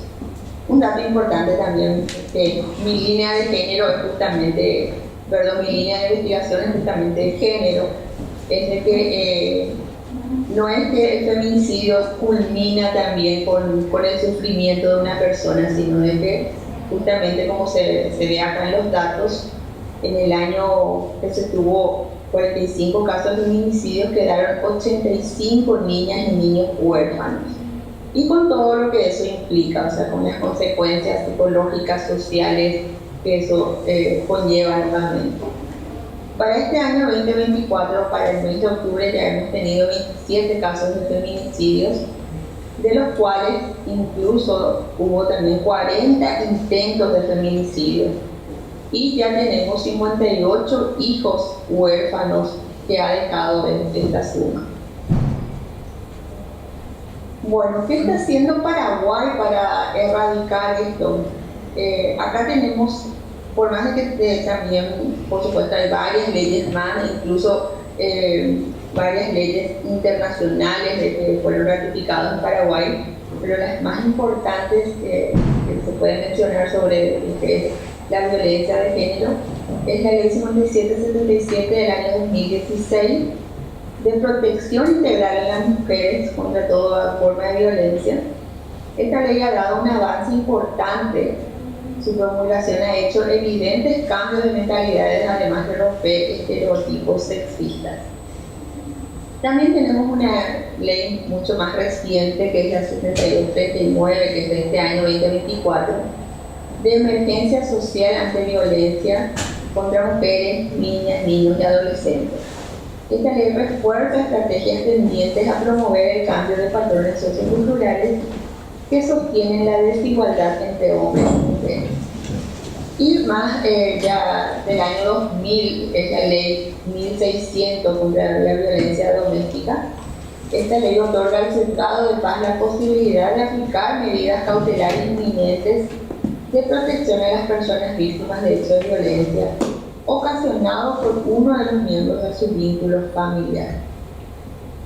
Bueno, respecto a lo que les había mencionado para hacerle el vínculo con la violencia de género en las escuelas, he tomado justamente de una catedrática de la Universidad Complutense de Madrid, María José Díaz Aguado, y ella mencionaba que el sexismo se aprende desde la infancia, por lo tanto la igualdad también.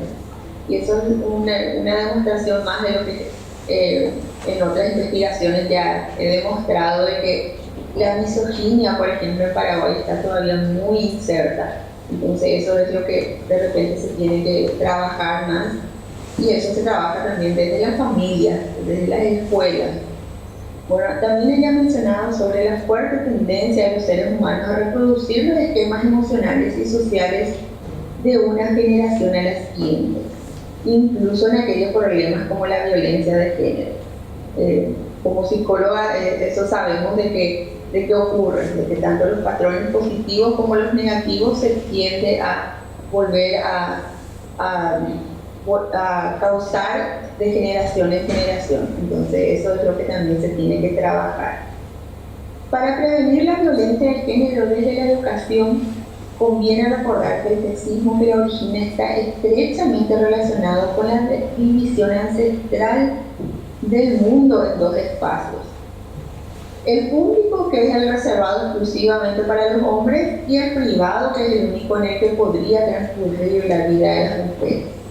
Si bien con los años esto ya se ha también ido reviendo, y sabemos que las mujeres hoy en día ya salen a trabajar también, tienen derecho que antes no los tenían, pero aún falta mucho por fortalecer, sobre todo en un país como es el de Paraguay. Bueno, yendo a los resultados de esta investigación, tenemos que la familia ocupa un papel preponderante para que la violencia de género sea erradicada, ya que a través de ella se creará hijos más comprensivos, más tolerantes, respetuosos de los derechos, tanto de hombres como de mujeres. No obstante, la familia también es donde los hijos aprenden a ser agresivos, a ser intolerantes, a ser irrespetuosos, llevando este estilo de crianza de generación en generación. Y para ello es necesario trabajar en las prácticas de crianza desde la casa, de las escuelas, a través de las comisiones barriales, de los hospitales, de las comisarías, etc.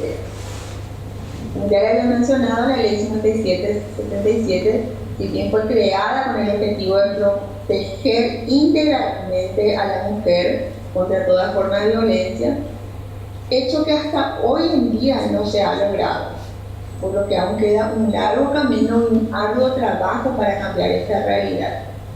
Trabajo en el cual se debe involucrar a la mayor cantidad de organismos, a personas relacionadas a este mal que aqueja a la sociedad. Respecto a las estrategias implementarias en las escuelas, es necesario la construcción de una cultura de la igualdad desde la práctica escolar de la cooperación, involucrando a los padres, a los medios de comunicación y a toda la comunidad educativa. Así también impulsar a los jóvenes a denunciar cualquier acto de violencia de género. Y la sustitución del modelo dominio y sumisión por modelos educativos coherentes con los valores democráticos. Así también la construcción escolar de la igualdad y la no violencia desde un enfoque integral que incluya la prevención de lo que es la violencia de género. Bueno, para ir combinando con este trabajo, mencionamos que es necesario intensificar el cumplimiento de las leyes vigentes.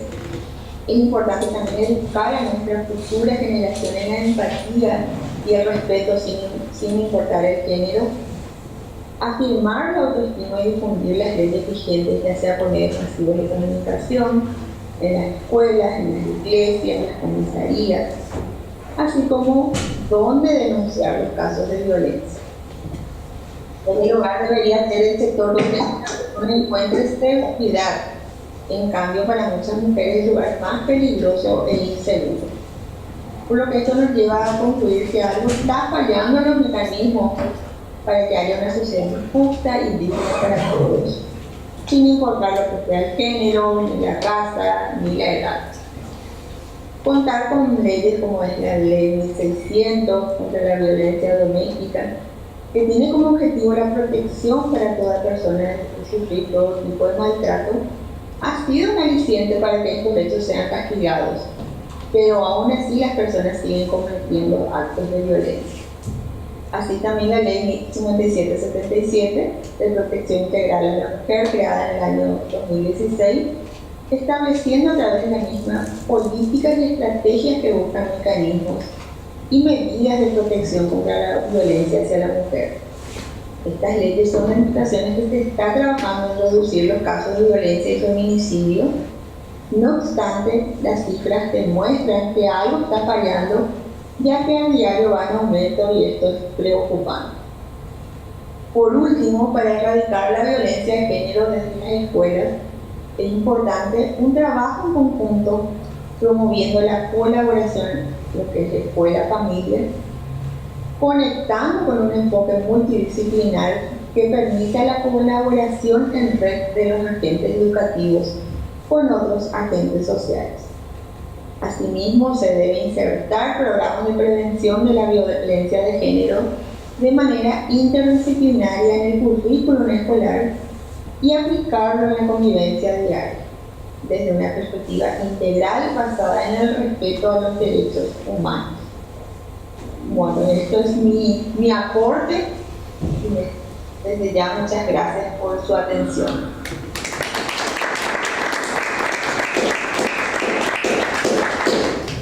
Muchísimas gracias, Marta, por tu ponencia virtual. Nos sobra una ponencia más, a ver si se encuentra el compañero Dani, pero antes que nada agradecer estoy viendo al presidente adjunto, Andrés Menéndez. Muchísimas gracias por tu presencia. Nos enorgullece estar aquí en su casa, en el Centro Asturiano de Madrid, ya que el doctor Valentín se retiró por otro compromiso. En su reemplazo está el señor Andrés. Tenemos acá la presencia del representante de la embajada, también una compañera becaria de Paraguay que llega. Y a los presentes, muchísimas gracias por estar aquí presente, por este ameno encuentro científico, conversatorio, charla de diversas temáticas y por sobre todo teniendo como eje central la inclusión educativa. Marta, muchísimas gracias y estamos atentos a ver si el compañero se conecta, si quiere decir alguna palabra más. Más que nada agradecer el espacio, muy interesante, y tener también la mirada desde el otro lado del mundo. Muchísimas gracias a ti, muchas gracias, muy amable, gracias por conectarte. Muy bien, ya que el compañero no se conecta por cuestiones, como ya mencioné, hay una tormenta en el Paraguay, en la capital por sobre todo. Micrófono, profe, está apagado. Sí, gracias, Marta. Cerramos este encuentro, podemos quitar algunas sesiones de fotos, si hay alguna pregunta, alguna consulta. Estamos muy contentos, muy felices por esta apertura del Centro Asturiano a este evento internacional que estuvimos trabajando acá con Juan desde China, Mario de Paraguay, Luma desde Brasil, Fabiola también desde Brasil, estudiantes extraordinarios quienes estamos acompañando al doctor Valentín en este evento de... Muchísimas gracias, Valentín. Muchas gracias por todo. Enhorabuena, gracias a todos. No, por favor, a ti. Y a Andrés también, muchas gracias. Así que, si quieren comentar, preguntar algo, sin ningún problema. Esto se abre a un debate, por ahí se conecta el compañero y le dan un breve espacio. Muchas gracias aquí también al compañero que siempre nos encontramos en la sidrería, allí también a otros compañeros del Centro Asturiano quienes están bien atrás. Y un agradecimiento especial a Alessandri que nos acompaña también. Aquí también al señor que hoy primerito ya llegó, muchísimas gracias, que no recuerdo su nombre. Así que un agradecimiento especial por su presencia y a las compañeras de Paraguay que nos acompañan también. No sé si quiere emitir algunas palabras, aquí la señora Doris, algún agradecimiento ya un poco informal ahora, si quiere hablar en el micrófono sin ningún problema. Lo mío muy brevemente, primero me pareció muy interesante la ponencia de todos, porque yo debo decir que desde la embajada nuestro trabajo cotidiano un poco se trata de otra cosa, del relacionamiento con el gobierno de España, a través de estar en los temas culturales, educativos. La embajada también se ocupa de cuestiones económicas, comerciales, políticas, pero estos temas así tan profundos no estamos realmente en el día a día, y ver cifras sobre discapacidad y feminicidio en Paraguay realmente y también en otros países nos interpela. Realmente es muy preocupante, y bueno, he visto y he escuchado la ponencia de todos con muchísimo interés, y lo que sí quiero agradecer también a los amigos y a los profesores de Paraguay que han tenido una muy buena participación, y agradecerles también esa colaboración y esa cercanía que tienen con la embajada, porque nosotros somos servidores de nuestro país y estamos siempre atentos y a su disposición, y felicitarles por este trabajo, por esta iniciativa. Y cuando vuelven a Paraguay seguramente tendrán la posibilidad de implementar todo esto que ustedes han aprendido, y es para ir mejorando la educación en el Paraguay, y al mismo tiempo también en pos del desarrollo de nuestro país. Así que muy contenta de estar aquí y de que nos hayan invitado, Ever, y gracias Mario también y a todos. Muchas gracias. ¿Alguien quiere hablar aquí? ¿Quitamos la foto? Vamos a quitar una foto, por favor, con la señora Dori y después todos. Vamos a quitar una foto general, por favor, si se puede. Una selfie. Marta, muchísimas gracias. Sentimos mucho por lo de Dani y Yahari, que al final se desconectó otra vez. Vamos a esperar un tema después nosotros por lo menos podemos escuchar. Muy buena investigación. ¿Te pasaron el nuevo link? Sí. Se conectó recién y se desconectó otra vez. Pero me envió audio que hay un video torrencial ese asunto. Sí. Vamos a estar en línea, ¿verdad?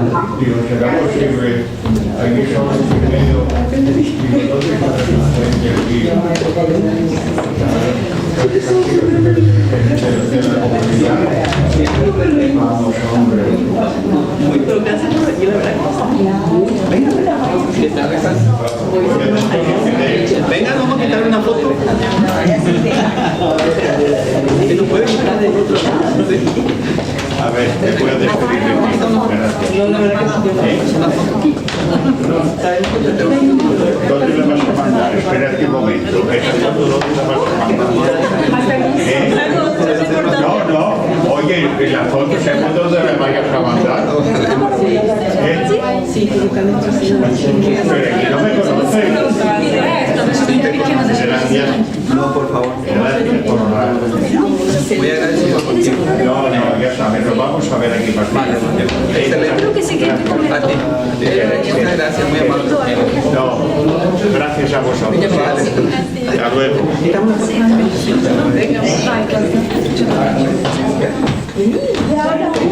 Adelante. No, después. Pero primero. Antes que nos acompañó todo el día. Yo soy del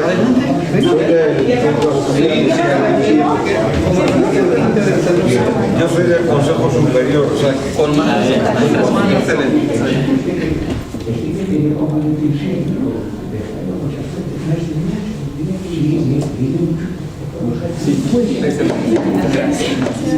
obrigado. Sí,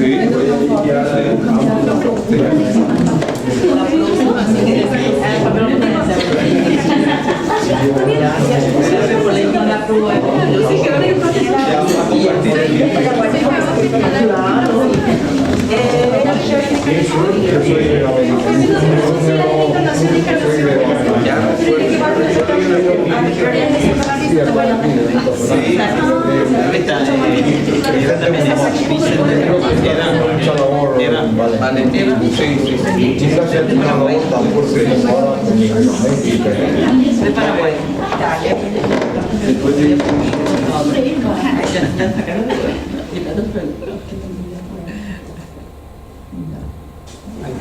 excelente. Estamos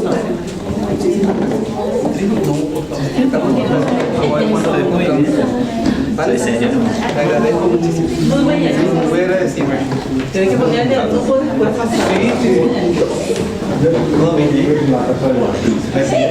También de mi vida hoy, ya que empezó a las 8. Pues yo me casaba mucho. Otra vida. Este es tuyo.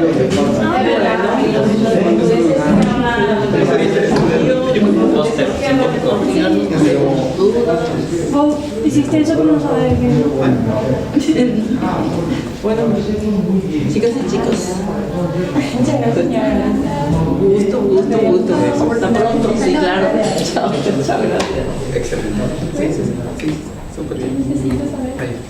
¿Qué tal? ¿Todo bien? Gracias. Ahora sí que gracias. Y ya se San Isidro. No, a ver, en la capital se desconectó y conectaba Cuando estaba al lado de la tenía mensaje de negocio y no le se ve. ¿Qué tal, Marta? Mi casa justo al lado de una ¿Todo bien? que te enseña. No. Sí, te agradecemos muchísimo. Ahí en una esquina está la casa. Quitaste foto, ¿verdad? No. Esperamos que vamos a quitar una foto. Ven aquí, chiquita, por favor. Acá.